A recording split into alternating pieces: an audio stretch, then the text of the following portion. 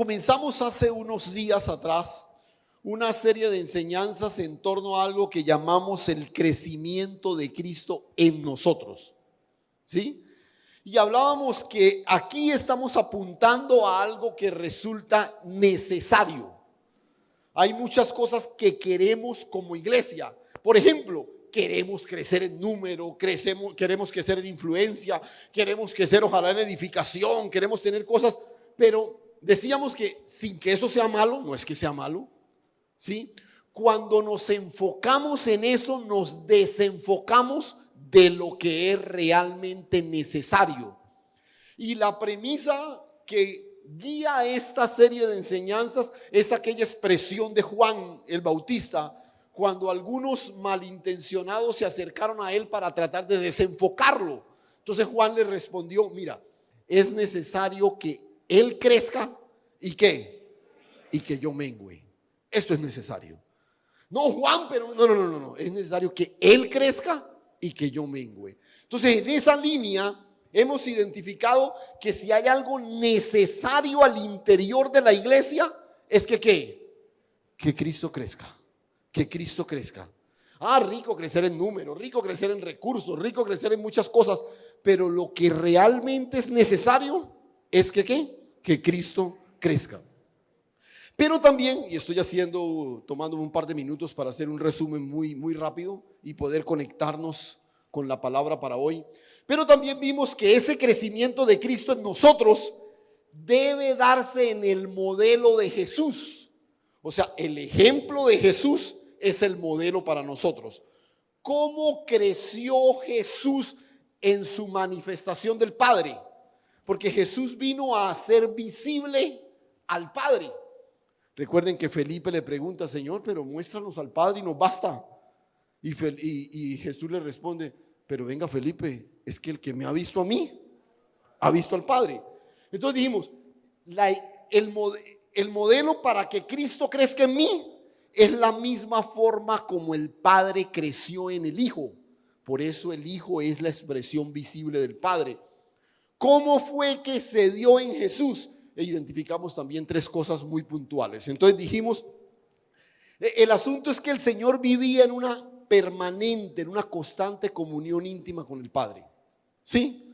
Jesús, por ejemplo, decía: es que el Padre es en mí y yo soy en el Padre. O sea, ellos tenían una comunión íntima. O sea, si usted y yo queremos que Cristo crezca en nosotros, debemos mantener una comunión íntima con Él, tal como Jesús lo hizo. Lo segundo es que Jesús todo el tiempo veía al Padre. Él dice: yo hago lo que veo hacer al Padre. Yo trabajo porque el Padre trabaja. Pero también todo el tiempo oía al Padre.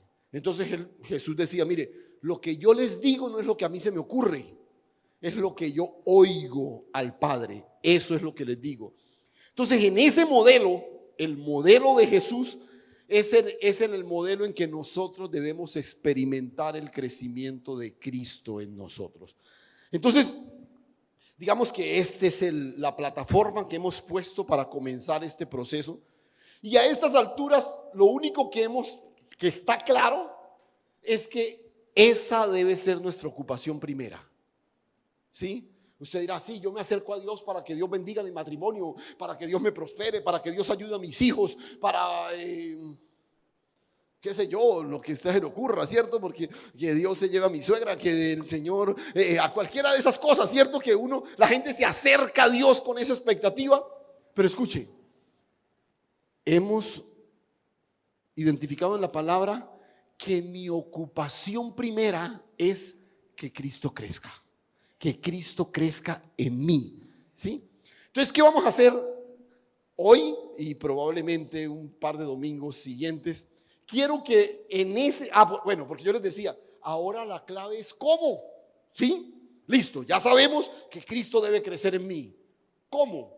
Pero antes de meternos en el cómo, yo quiero que identifiquemos algunas consideraciones que son básicas en ese proceso de ver a Cristo crecer en nosotros. Amén. Entonces quiero que me acompañe, por favor, a Colosenses capítulo 3. Para los que nunca habían escuchado ese nombre, es una carta del apóstol Pablo Colosenses capítulo 3, Nuevo Testamento. Ahí, no lo busque tan al principio. Colosenses capítulo 3. Y vamos a leer los primeros 11 versículos. Igual, si no lo tiene ahí, yo le invito a que usted siga la lectura ahí en su dispositivo o en su Biblia, pero si no, puede seguirlo aquí en pantalla. ¿Listos? Si pues habéis resucitado con Cristo, buscad las cosas de arriba, donde está Cristo sentado a la diestra de Dios. Poned la mira en las cosas de arriba, no en las de la tierra, porque habéis muerto y vuestra vida está escondida con Cristo en Dios. Cuando Cristo, vuestra vida, se manifieste, entonces vosotros seréis manifestados con Él en gloria.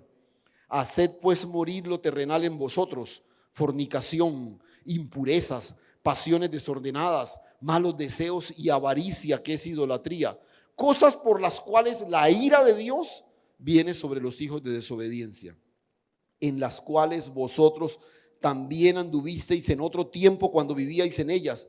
Pero ahora dejad también vosotros todas estas cosas: ira, enojo, malicia, blasfemias, palabras desordenadas deshonestas de vuestra boca.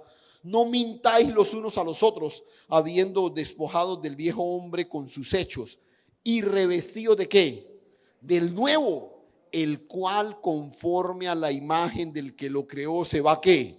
Renovando hasta el conocimiento pleno, donde no hay griego ni judío, circuncisión ni incircuncisión, bárbaro o escita, siervo ni libre, sino que ¿qué?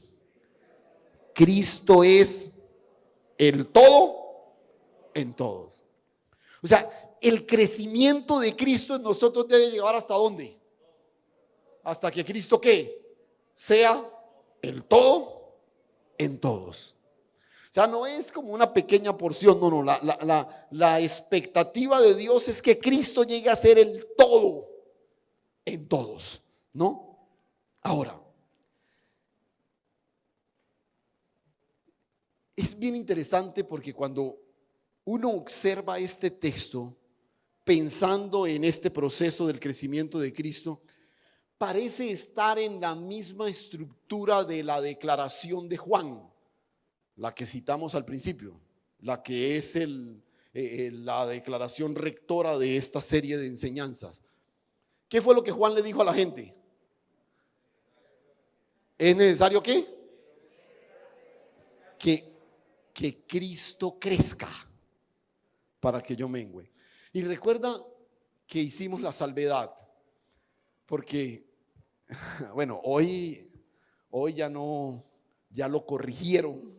Pero recuerda cuando hicimos el ejercicio aquí congregacional, cuando hablamos de este versículo, por lo general siempre lo decimos al contrario. Es necesario que yo mengüe para que Él crezca. Y yo les decía, ojo, aquí sí no aplica la ley conmutativa. Aquí sí el orden de los factores altera el producto. O sea, lo que Juan dijo es necesario que Él crezca y que yo mengüe. No al contrario. Primero Él crece. Porque cuando Él crece, necesariamente yo menguo. Pero mis esfuerzos por menguar no siempre llevan a que Cristo crezca.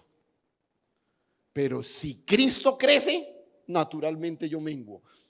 Y les decía que Pablo parece darnos esta enseñanza siguiendo esa misma estructura. Porque él habla de hacer morir lo terrenal, que las pasiones desordenadas, que todo ese tipo de cosas, que las palabras deshonestas y todo eso, que debemos hacer morir eso, sacarlo. O sea, debemos menguar. Pero antes de eso, ¿qué dice? ¿Qué dice? Pero no, mira el texto. ¿Cómo arranca Pablo? ¿Cómo? Exacto. Pablo dice, si ustedes han resucitado con Cristo, entonces lo primero que deben hacer es ¿qué? Busquen las cosas de arriba. Nota, Pablo no arranca con lo que hay que desechar. Pablo arranca con lo que debemos buscar. ¿Y qué es lo que debemos buscar? ¿En dónde debemos enfocarnos? En las cosas de arriba. Buscad las cosas de arriba donde está Cristo sentado a la diestra de Dios. Poned la mira en las cosas de arriba. Porque cuando tú pones la mira en las cosas de arriba, las cosas terrenales naturalmente comienzan a como a fastidiarte, a molestarte, y entonces comienzas a desecharla. Pero el orden es ese, que Cristo crezca y entonces yo menguo. Y en esa misma línea Pablo lo menciona. Pero es muy interesante porque ¿quiénes pueden poner la mira en las cosas de arriba? ¿Cómo? Mira, no sé, esta es una experiencia frustrante cuando uno comienza su caminar en fe y tiene personas a su alrededor, sobre todo familia, los hijos o algo así. Y dice, pero venga, este muchacho, ¿por qué no se enfoca en las cosas de Dios? ¿Y por qué no me...? Pero resulta que este asunto solo compete a los hijos de Dios. O sea, si alguien no ha resucitado con Cristo, nunca le va a parecer importante las cosas de arriba. ¿Sí me va a entender? O sea, dirá, sí, pues chévere esto, sí, algún día vamos a ir al cielo y ojalá que no sea para el otro lado, sino para el cielo y todo lo demás, pero de ahí no pasa. Su enfoque nunca va a estar en las cosas de arriba, porque esto solo es competencia de los que han nacido de nuevo. O sea, por eso Pablo dice, si es que resucitaron con Cristo, porque si no. Si no. Si usted resucitó con Cristo, pues ponga la mira en las cosas de arriba. ¿Sí? Enfóquese allá en las cosas de arriba. Busque las cosas de arriba donde está Cristo sentado. Entonces, esta es la primera consideración que quiero que toquemos en esta mañana. ¿Listo? ¿Está listo? No se le olvide el tema. ¿Cuál es el tema? El crecimiento de Cristo en nosotros. Primera consideración. El crecimiento de Cristo solo lo experimenta ¿quién? La nueva criatura. El crecimiento de Cristo solo lo experimenta la nueva criatura. Sencillo. A ver. Porque es que si tú no tienes a Cristo, ¿cómo va a crecer Cristo en ti? ¿Sí? Entonces, el asunto es completamente lógico. ¿Sí? Solo quien ha nacido de nuevo, quien ha experimentado la vida de Cristo, puede ver cómo Cristo crece en él. Porque si no, pues es imposible. Note, por eso quiero llamar su atención otra vez sobre el texto, ¿no? Entonces recuerde, primera consideración, el crecimiento de Cristo solo lo experimenta la nueva criatura. Pablo arranca diciendo, si pues habéis resucitado con Cristo, porque si no, esto no es para usted. Si usted no ha resucitado con Cristo, esto no es para usted. Incluso en el versículo 3 vuelve a ser enfático, dice, porque habéis muerto y vuestra vida está escondida con Cristo en Dios. O sea, si usted resucitó con Cristo, es porque murió en Cristo. Porque no hay resurrección sin muerte. Entonces, si usted resucitó con Cristo, es porque usted murió y su vida está escondida con Cristo en Dios. ¿Sí? Si no, no va a ser posible. Entonces, escuche. Esto no tiene que ver con ser parte de una congregación cristiana. Esto no tiene que ver con haber modificado algunas conductas. Es que yo antes tomaba y ahora ya no tomo. Es que yo antes fornicaba, ahora no fornico. Es que yo antes era muy grosero y ahora ya no digo groserías. No, esto no tiene que ver con cambio de conductas o de palabras o esto. Esto no tiene que ver con cambio de hábitos. Esto no tiene que ver con que yo antes no leía la Biblia, ya la leo, ya conozco muchas cosas de la Biblia. No. Esto tiene que ver con nacer de nuevo. Nacer de nuevo. Y repito, es distinto. Usted puede venir a una iglesia, puede aprender incluso las costumbres que se dan en medio de una iglesia. Se puede aprender las canciones, ya aplaude, ya se para cuando la gente se para, se sienta, lo hace con reverencia y todo lo demás. Pero el Señor mira a Nicodemo y le dice, Nicodemo, es necesario ¿qué? Nacer de nuevo. Nicodemo era un religioso espectacular, o sea, el hombre más recto, justo, piadoso en Israel. Sin embargo, el Señor se lo queda mirando y le dice: necesitas nacer de nuevo. Necesitas nacer de nuevo. Escúchame. Cristo solo crece en los que han nacido de nuevo. Otra vez, tú puedes crecer en conocimiento bíblico. Tú puedes crecer en una conducta piadosa, pero que Cristo crezca en ti solo es posible si has nacido de nuevo. Si has nacido de nuevo. Ahora, les pregunto, esto ustedes lo deben saber. Ahora dicho, me voy a exponer a que me respondan a grito entero todos, porque eso, respuestas como esa las deben tener ahí a flor de labios.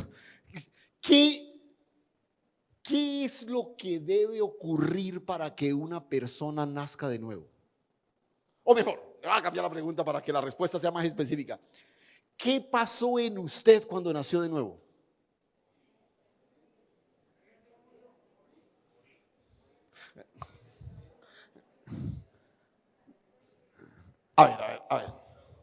A ver. Sí. Bueno, la respuesta tiene un abanico de muchas cosas, pero usted tiene que decirme lo que yo tengo aquí escrito. Porque si no, no vale. No, mentiras, escuche. Cuando usted nació de nuevo, ¿qué fue lo que pasó? Usted fue sacado de la potestad de las tinieblas y trasladado al reino de su amado Hijo. O sea, usted fue sacado del hábitat pecaminoso en el que estaba y fue puesto en Cristo. Así lo define Pablo en este texto que todos nos conocemos allí en 2 de Corintios 5:17. ¿Cómo dice el texto? De modo que si alguno está en Cristo, ¿qué? Una criatura es. Las cosas viejas pasaron y aquí todas son hechas nuevas. Las cosas viejas, no la vieja. Pues sí, porque algunos dicen, sí, la Biblia dice que ya bueno, las cosas viejas pasaron y aquí todas son hechas nuevas. Pero escuche, ojo, lo primero que ocurrió, ¿qué es? Que usted fue tomado de donde usted estaba a un destino eterno de perdición y fue puesto en Cristo. Por eso Pablo dice en forma enfática: si alguno está en Cristo, es nueva criatura. Punto. Si alguno está en Cristo, es nueva criatura. Ahora, aquí sí espero que me diga lo que yo tengo aquí, porque aquí sí no hay otra posible respuesta. Usted recuerda que le dije que cuando eso ocurrió, que fuimos puestos en Cristo, simultáneamente ocurrió otra cosa también. ¿Qué? ¿Cómo? Uy, José, menos mal que usted vino hoy, hermano. ¿Ah? Escuche esto. Usted fue puesto en Cristo, pero Cristo fue puesto en usted. ¿Sí ves? Eso ocurrió simultáneamente cuando nacimos de nuevo. Fuimos sacados de la potestad de las tinieblas y puestos en el reino de su amado Hijo. Fuimos puestos en Él, pero también Cristo fue puesto en nosotros. Lo estudiamos ampliamente el domingo pasado. Fuimos hechos morada de Él. Él vino a morar en nosotros. Y entonces, por eso es que Cristo puede crecer en el que ha nacido de nuevo. ¿Por qué Cristo puede crecer en la persona que ha nacido de nuevo? Porque Cristo está en él.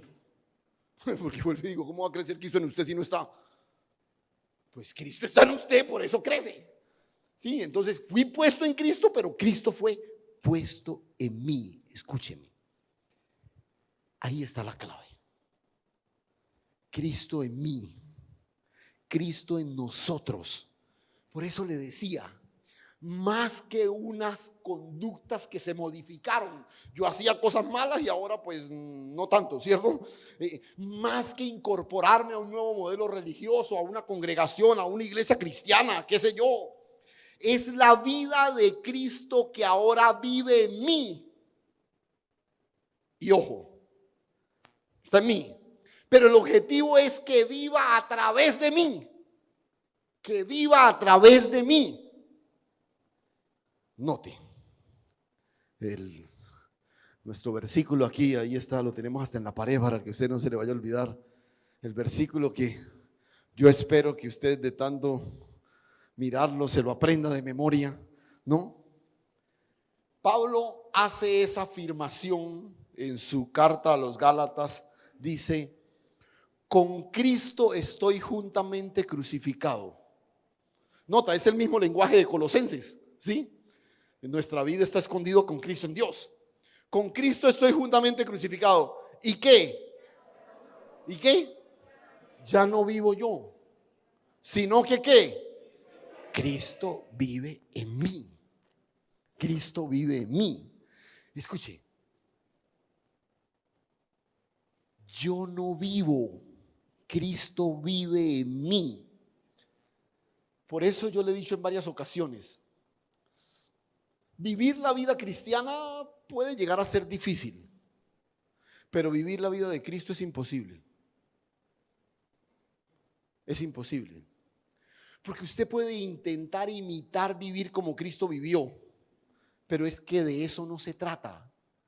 No se trata de que usted viva como Cristo, se trata de que Cristo viva a través de usted. ¿Notas la diferencia? ¿Sí ves? O sea, es que el Cristo que está en mí ya no vivo yo. O sea, no es Ángel intentando vivir como Cristo, es Cristo viviendo a través de Ángel. Esa es la gran diferencia. Ya no vivo yo, ahora Cristo vive en mí. Por eso la vida de Cristo es la vida de otro. La vida de otro. No intentes vivir la vida de Cristo. Deja que Cristo viva a través de ti. Pero Él tiene que crecer. Amén. Ahora, perdón que hasta aquí, ¿eso está claro? ¿Sí? Cristo vive en mí y la clave es que ya yo no vivo. Ángel ya no vive. ¿Cómo es que Ángel se expresa? Pues a través de la vida de Cristo. La vida de Cristo vive en mí, ¿cierto? Está claro. Ahora, ¿por qué es tan difícil? ¿Cierto? Porque sí, uno dice, bueno, porque es que muchas veces cuando usted reacciona en medio del tráfico, ese no es Cristo, ese es usted, ¿o no? ¿Cierto? Usted dice, Cristo vive en mí, pero yo no creo que Cristo diga esas cosas que usted dice. O saque la mano por la ventana haciendo esa seña que usted a veces hace. ¿Cierto? No, o sea, cierto que muchas veces en medio de la vivencia cotidiana no es Cristo el que se manifiesta, somos nosotros. Pero repito, el concepto está claro. ¿Cuál es la dificultad? La práctica. Pero escuche, este texto nos da la clave. Con Cristo estoy juntamente crucificado. Ya no vivo yo, mas Cristo vive en mí. Escuche. Y lo que ahora vivo en la carne, porque eso del tráfico, eso que le pasa allá en la oficina, eso que le pasa ahí con sus hijos, con su esposo, con su esposa, eso es lo que ahora vivimos en la carne. O sea, porque Cristo vive en nosotros, pero seguimos viviendo en esta carne. O sea, seguimos todavía cumpliendo nuestra asignación aquí en la tierra. Entonces, Pablo dice, y lo que ahora vivo en la carne, ¿cómo lo debo vivir? En la fe del Hijo de Dios, el cual me amó y se entregó a sí mismo por mí. Ahí está la clave. Ahí está. Escúcheme. Lo que ahora vivo en la carne, lo vivo en la fe del Hijo de Dios. La clave está en la fe. ¿Cuál fe? ¿Cuál fe? La del Hijo de Dios. Y escúchame. no es cualquier fe. A ver, ¿cuál es nuestro problema? ¿Cuál es nuestro problema hasta ahora? Que nosotros, hasta hoy, hemos vivido en la fe en el Hijo. Tenemos fe en el Hijo. Pero no es esa. Es la fe del Hijo. Parece lo mismo, pero no es lo mismo. Repito. Usted y yo tenemos fe en el Hijo. ¿Cuántos tienen fe en Cristo Jesús? Amén, ¿cierto? Tenemos fe en el Hijo. ¿Sí? Pero la fe que me permite dar esa transición de comenzar a vivir, a morir para que Cristo viva, no es la fe en el Hijo, es la fe del Hijo. Eso es lo que dice el texto. Ya no vivo yo, mas Cristo vive en mí. Lo que ahora vivo en la carne, lo vivo en la fe del Hijo. Del Hijo. Escúcheme. La fe que Dios dinamiza, la fe de la que Él se agrada, no es la fe natural que yo tengo. ¿Sabe qué pasa con la fe de nosotros? ¿Cómo es la fe de nosotros? ¿Cómo? Volátil, cambiante. Hay momentos en que usted siente vea, que su fe está por allá tan disparada que no se le cruce una montaña porque usted la traslade ahí, ¿cierto? Hay momentos que uno tiene esa fe así como que, mejor dicho, que se venga el que sea, ¿cierto? De pronto no sé. A ver, usted está ahí y Señor, vamos a poner una situación bien cotidiana. Usted dice, Dios mío, me llegó la luz muy alta, me la van a cortar, no tengo dinero. Pero Señor, tú has dicho que proveerás para tus hijos y yo creo, Señor. Usted está ahí, ¿cierto? Teniendo fe en que Dios va a orar y todo eso. Y de pronto, ¡pum!, le entra un mensaje al celular y usted ve, alguien me pagó una platica que me debía. La plata exacta para pagar el recibo. Y dice, uy, Señor, y usted siente que su fe como que, wow, no, es que el Señor contesta. Y usted se encuentra a la vecina y le dice, vea, el Señor contesta las oraciones, mira el recibo de gas, mira el mensaje que me llegó y el Señor me contestó. Y usted va y lo paga y regresa. Y dice, uy, pero me van a cortar el gas también, Dios mío. Y entonces, pero usted tiene la fe. Mejor si usted tiene una fe, en el momento usted tiene una fe que gas ni que nada. Usted dice, Señor, el Dios que da para la luz, da para el gas, aleluya, gloria a Dios. Y usted está ahí con su fe, pero no le llegó ningún mensaje al celular, ni nada, ni tocó nadie. Es más, ¿sabe quién tocó? El del gas que venía a desconectarlo, ¿cierto? Y entonces usted, la fe que antes estaba por allá, mejor dicho, de un momento a otro, dice, venga Señor, pero ¿y por qué no? O sea, es que usted solo sirve para la luz y el gas no, o sea, venga. Y entonces usted como que comienza, en un momento determinado nuestra fe estaba, pero así es nuestra fe. Nuestra fe es una verdadera montaña rusa, ¿no? En un momento estamos completamente fortalecidos, en otro momento estamos completamente bajo tierra, ¿no? Porque nuestra fe es cambiante, es voluble, es emotiva. Nuestra fe es circunstancial, nuestra fe es racional. Por eso no es esa fe. No es la fe mía, es la fe del Hijo. O sea, la fe de Cristo Jesús. Porque ¿qué es lo que pasa con mi fe? La mía. Mi fe todo el tiempo entra en conflicto con Dios. Por ejemplo, el ejemplo que le acabo de poner. Señor, gloria a Dios, tú eres el Dios todopoderoso, el que todo lo provee, el que todo lo da. Mire cómo me proveyó para la luz. Y después de que le cortan el gas, uy, Señor, pero usted sí, mejor dicho, o sea, pero ¿qué le costaba? O sea, tampoco, es que, o sea, de un momento a otro, el Dios que era el dador de todo, venga, pero Señor, como tacaño, ¿cierto? Porque le da uno para la luz, sí, o es que se le acabó, pues no tiene el Señor para darme para. Entonces, mi fe tiene esos vaivenes, entonces yo entro en conflicto con Dios, si me da, si no me da. Si tengo, si no tengo, si estoy bien, si me va mal, si me sano, si estoy enfermo. Así es mi fe todo el tiempo. Pero escuche, ¿Cuál es la diferencia de mi fe con la fe del Hijo? ¿Cómo podríamos definir la fe de Cristo Jesús? ¿Cómo fue la fe del Hijo? Escúcheme. Jesús estuvo sobre la tierra cumpliendo la voluntad del Padre aún por encima de lo que él quería. Y confió en que la voluntad del Padre era perfecta. Lo que implicó entregar su vida, lo que implicó ser vituperado, y ojo, aquí viene lo especial. ¿Qué hizo la fe del Hijo?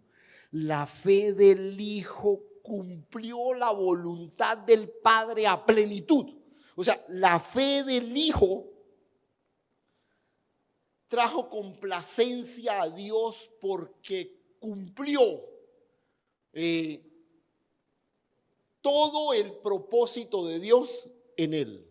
¿Para qué vino Cristo a la tierra? Eso hizo. Para aquello para lo que el Padre le envió. Se lo voy a decir de esta forma. La fe del Hijo descansa en la complacencia del Padre por su obra consumada. ¿Qué le trajo complacencia a Dios? Que el Hijo cumplió a plenitud lo que le encargó. Por eso al despedirse de la cruz, ¿qué dijo? Consumado es, consumado es. Listo. Y ahí encomendó su espíritu al Padre. ¿Por qué? Por eso es que el autor de Hebreos llama a Jesús como el autor y consumador de la fe. Ahí en Hebreos capítulo 12, versículo 2 dice: puesto los ojos en Jesús, el autor y consumador de la fe, el cual con el gozo puesto delante de él sufrió la cruz, menospreciando el oprobio, y se sentó a la diestra del trono de Dios.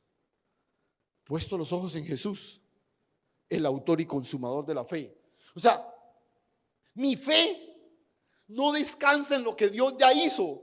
Mi fe se altera por lo que yo quiero ver. Pero el Señor sencillamente llevó al cumplimiento lo que Dios le encargó. Por eso Él es el autor y consumador de la fe. Ahora, listo, pastor, ya la definición más o menos está clara, pero ¿cómo aplica eso a nuestro texto?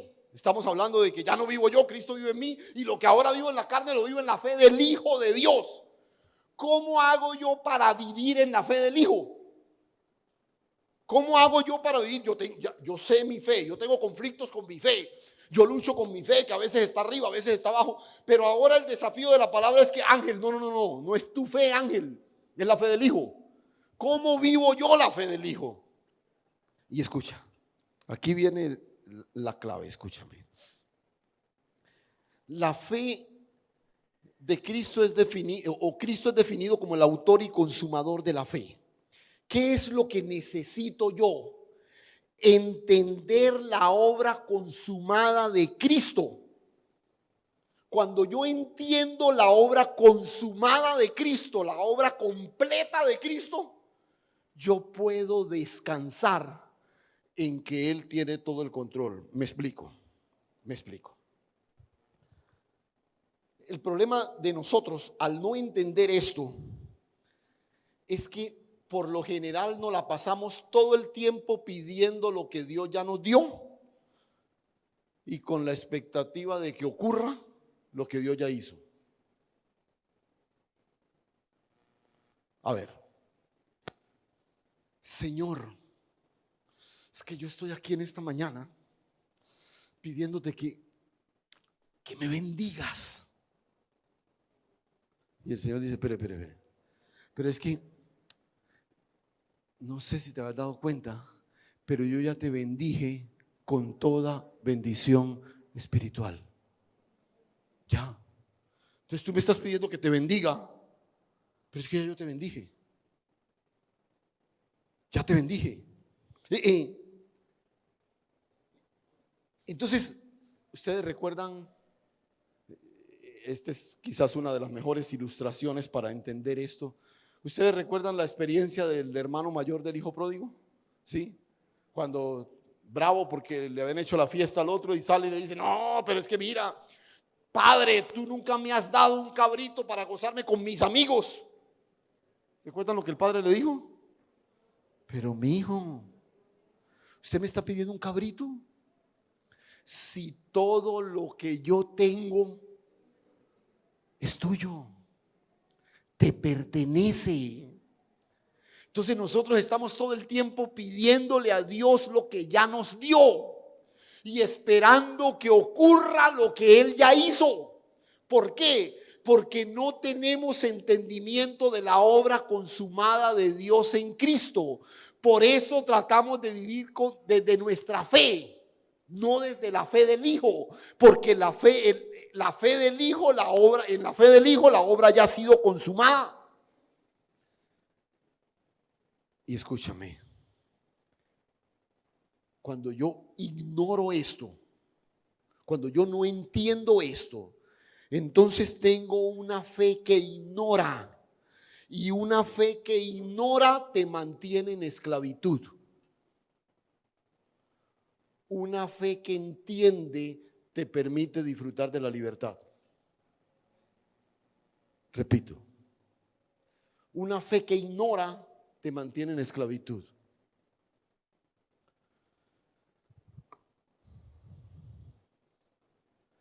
¿Cuántos salieron esta mañana de su casa a venir a este lugar a buscar a Dios? ¿Ve? Por eso se les perdió Dios y vinieron a buscarlo aquí. Ese es el problema. ¿Se da cuenta? ¿Se da cuenta? Una fe que ignora. Usted no sale a buscar a Dios. Ahora, a menos que no lo tenga, a menos que usted no sea su morada. Pero recuerda lo que aprendimos. Dijo, vendremos y haremos morada con Él. Él habita en usted. Pero todo el tiempo estamos buscándolo. No, yo no salgo a buscar a Dios. Yo entro a disfrutar de la comunión íntima con Él. Por eso le decía, la fe que ignora se mantiene en esclavitud. La fe que entiende disfruta de la libertad con que Dios nos ha hecho libres. Por eso Juan le dijo a los judíos que habían creído, les dijo, si ustedes llegan a conocer la verdad, esa verdad que los va a hacer libres. Los va a hacer libres. Te pongo otro ejemplo, mira. Hay una expresión muy recurrente en medio de los creyentes y es las famosas maldiciones del pasado, las maldiciones generacionales. Pastores, que yo estoy así, mire, yo debo tener alguna maldición que como de pobreza será, o de llevadera, porque es que mire, mi abuelo vivía llevado, mi papá vivió llevado toda la vida, mis hermanos vienen y yo vivo llevado. Es que es una maldición que hay sobre nosotros, pastores, como una maldición generacional, y yo creo saber por qué. Es que por allá mi bisabuela, ella como que era como medio, no es que fuera bruja, pero era así como medio, y ella por allá hizo un rezo y no sé qué, y esto y lo otro, y yo creo que desde ese tiempo nosotros vivimos arrastrando esa maldición en toda la familia. Y entonces usted, ojo, usted en ignorancia ha dejado de vivir la plenitud de la manifestación de Cristo porque está convencido que está atado a una maldición generacional. Escúchame, Cristo nos redimió de toda maldición, aleluya. Usted, cuando fue alcanzado por su gracia, fue hecho una nueva criatura. Lo que Dios hizo en Cristo en usted es más poderoso que lo que hizo su tatarabuela. Créalo.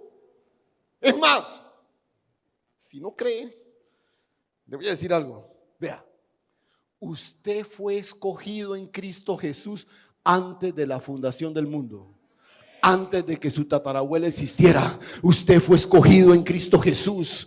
Lo que hizo su tatarabuela no define su destino eterno. Lo que hizo Dios en Cristo Jesús no solamente lo ancló a un destino eterno con Él, sino que le quiere dar una vida victoriosa hoy. Aleluya, créalo, créalo.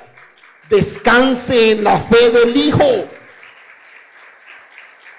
Gloria al Señor. Necesitamos dejar de vivir en la fe que siente y comenzar a vivir en la fe que entiende. Es que yo no siento, es que tengo un pálpito como no sé qué. No, eso no importa. Escúcheme esto, vea. No importa lo que usted siente afuera. Usted debe tener convicción de lo que ha sido hecho dentro de usted. Dentro de usted. Escúchame. Dios ha hecho habitar a Cristo en su vida. Dios te ha hecho una nueva criatura. Dios te ha dado la mente de Cristo. Te ha hecho participante de la naturaleza divina. Aunque no lo sientas, debes tener convicción de que ha sido hecho. Aleluya. Esa es la fe del Hijo.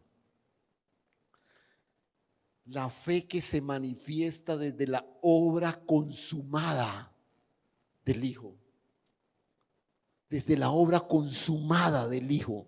Por eso incluso el escritor de Hebreos, ahí en el capítulo 11, cuando va a hablar de la fe de los antiguos, arranca primero haciendo una aclaración. Dice en el versículo 3, dice, por la fe entendemos, no dice sentimos, por la fe entendemos haber sido constituido el universo por la palabra de Dios, de modo que lo que se ve fue hecho de lo que no se veía.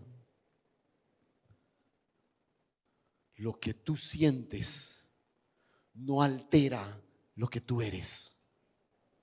Lo que tú sientes no altera lo que tú eres. Por eso, insisto, el crecimiento de Cristo en nosotros, el crecimiento de Cristo solo se da en la nueva criatura.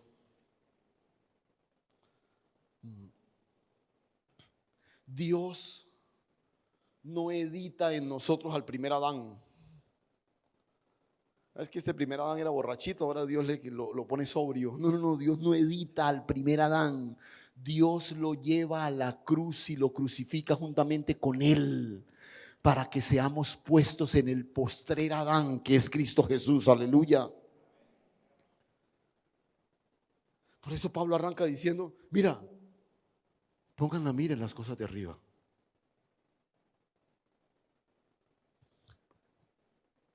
¿Sabes por qué hay muchos que no les llama la atención las cosas de arriba? Porque las cosas de arriba solo son un atractivo para los que han nacido de nuevo. Y este es un conflicto que a veces experimentan los padres, sobre todo con hijos de segunda y tercera generación de creyentes. Porque el padre creció en la fe y trae a sus hijos a la iglesia. Y vienen a la iglesia, vienen a la escuela dominical y todo lo demás. Y llega un momento en que esos hijos crecen y el padre se angustia y dice, pero ¿por qué no hace esto? ¿Por qué no sigue esto? ¿Por qué habla así? ¿Por qué? Y está angustiado. Si es que yo lo he llevado a la iglesia desde chiquitico. Es necesario que ¿qué? Que nazca de nuevo. Que nazca de nuevo. Esos niños pueden conocer la religión de sus padres. Incluso pueden sentirse identificados con ella, pero necesitan nacer de nuevo. Necesitan nacer de nuevo. Si tú has resucitado con Cristo, pon la mira en las cosas de arriba, donde está Cristo sentado a la diestra de Dios.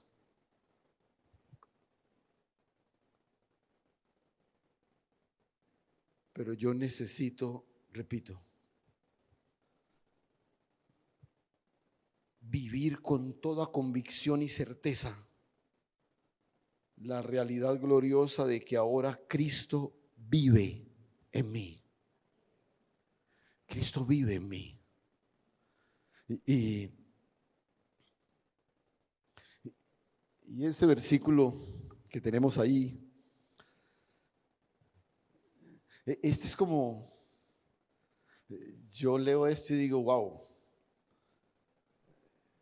no solo el entendimiento, sino el nivel de desprendimiento que alcanzó el apóstol Pablo para llegar a hacer una afirmación de esa naturaleza. pero es la declaración que Dios quiere que esté en los labios de todos nosotros. Con Cristo estoy juntamente crucificado.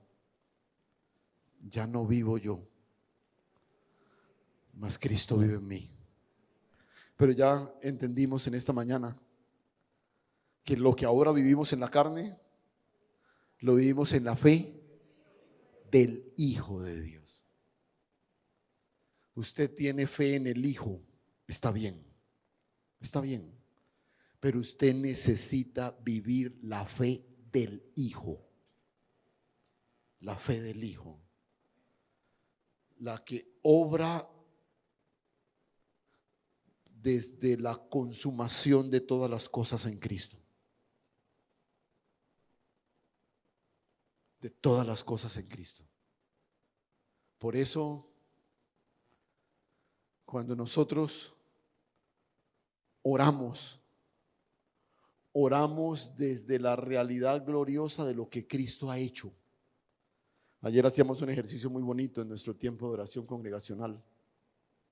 Y mira lo paradójico. La mayoría de nosotros ora diciéndole a Dios lo que hizo, y pidiéndole a Dios que haga lo que quiere, lo que yo quiero. O sea, yo me acerco a Dios y le digo: Señor, ayúdame, Padre, mira, esta semana hasta fui a la iglesia. Yo fui a la iglesia. Mira, yo he tratado de ser, pues ya no digo tantas mentiras, Señor, tú sabes que yo, ¿sí? Entonces la primera cosa que hacemos en nuestra oración es tratar de decirle a Dios lo que hemos hecho, ¿sí? Y lo segundo es que le decimos lo que queremos que Él haga. Y Señor, pues yo te digo esto no por presionarte, pero tú sabes que eso es una necesidad, Señor, lo del cambio del carro, porque es que ese carro me deja botado a toda hora, Señor. Es más, mira, si tú me permites cambiar el carro, yo voy a poder llegar a la iglesia temprano, Señor. Yo voy a poder, ¿sí? Entonces, nota, le digo lo que yo he hecho y lo que quiero que Él haga. No, mira lo diferente. Mi oración debe declarar lo que Dios ya hizo y lo que ahora soy en Él. ¿Ves lo distinto? Entonces yo oro desde lo que Dios ya hizo, ¿sí? Por eso, por ejemplo, cuando nosotros oramos por un enfermo, oramos declarando lo que Dios hizo en Cristo Jesús cuando cargó sobre el Hijo nuestras enfermedades y dolencias. No es que Dios me va a sanar, es que Dios me sanó a través de Cristo Jesús. Y yo oro con esa convicción. Usted dirá: pastor, pero si está enfermo. No, escúchame. Cuando Dios te sana, no es algo que Él hizo, es que lo que Él hizo se manifestó en ti. Entonces yo no oro pidiéndole a Dios que lo haga. Yo oro desde mi posición en Cristo para que lo que Él hizo se manifieste en mí. ¿Ves la diferencia? La fe que entiende, la fe del Hijo. Esta es la primera de las consideraciones básicas. Y vamos a dejar hasta ahí porque si ya me meto con las otras, no. Tenemos que seguir hasta las 2 de la tarde. Entonces, cierra tus ojos un momento.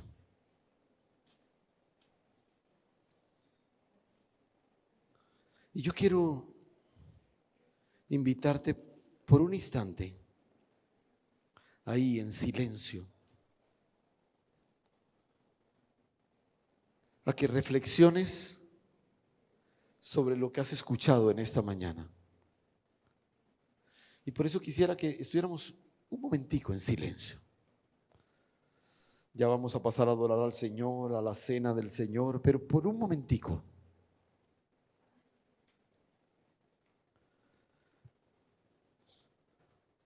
Hemos hablado del crecimiento de Cristo en nosotros.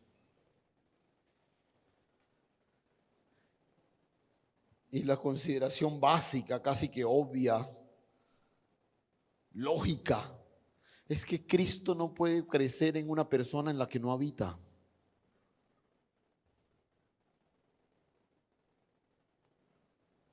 El crecimiento de Cristo solo se da en las nuevas criaturas.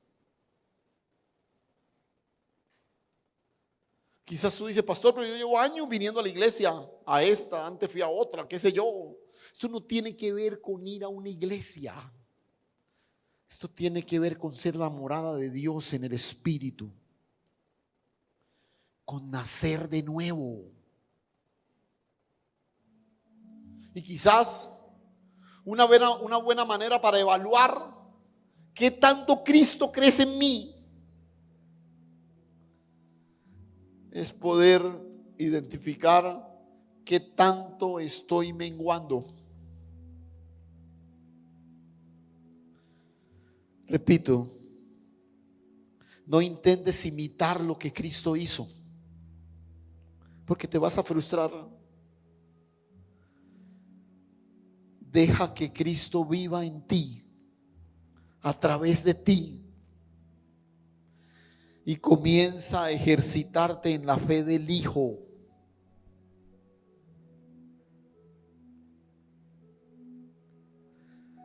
Padre, gracias, Señor. Quizás tú que estás ahí orando con tus ojos cerrados, quizás en esta mañana haya alguno que pueda decir, claro, hoy entiendo por qué Cristo no crece en mí. Y no puede crecer en mí porque no está en mí.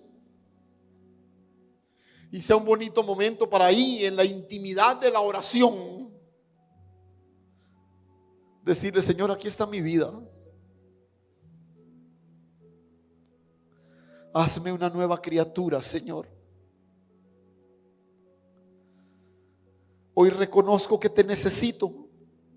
Ahí en tus propias palabras, deja que el Espíritu Santo de Dios que está obrando en ti te lleve a ese reconocimiento.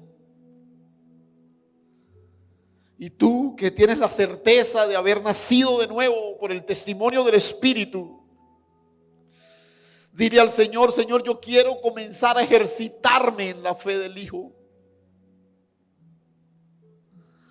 Yo quiero comenzar a descansar en la fe del Hijo. Yo quiero vivir, Señor, en lo que ahora vivo en la carne, lo quiero vivir en la fe del Hijo de Dios. No en la fe mía, en la fe del Hijo de Dios. La fe que entiende lo que Dios hizo en Cristo. La fe que disfruta aquello que Dios perfeccionó en Cristo Jesús. Padre, gracias. Gracias, Señor. Gracias, mi Padre Celestial. Hoy reconocemos, Señor, la grandeza de tu obra perfecta en nosotros, al hacernos nuevas criaturas, pero con el deseo, Señor, de ver a Cristo crecer en nosotros, mientras que nosotros menguamos, Señor.